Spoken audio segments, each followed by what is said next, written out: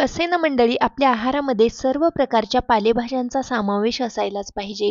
त्यामधलीच एक भाजी म्हणजेच लाल माठाची भाजी. ही भाजी कशी बनवायची ते पाहूयात.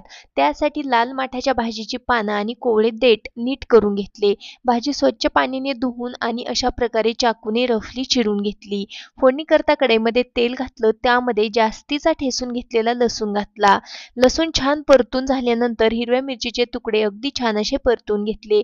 एक मीडियम साईजचा बारीक चिरलेला कांदा अगदी छान असा तांबूस रंगावरती परतून घेतला.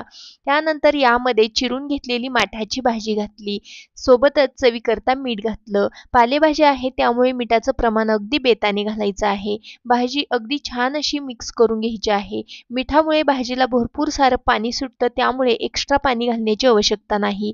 भाजीवरती झाकण ठेवून ही भाजी 3 ते 4 मिनिटांसाठी वाफवून घ्यायची आहे. मस्त अशी लाल माठाची भाजी तयार आहे. चला पटकन लाईक करा.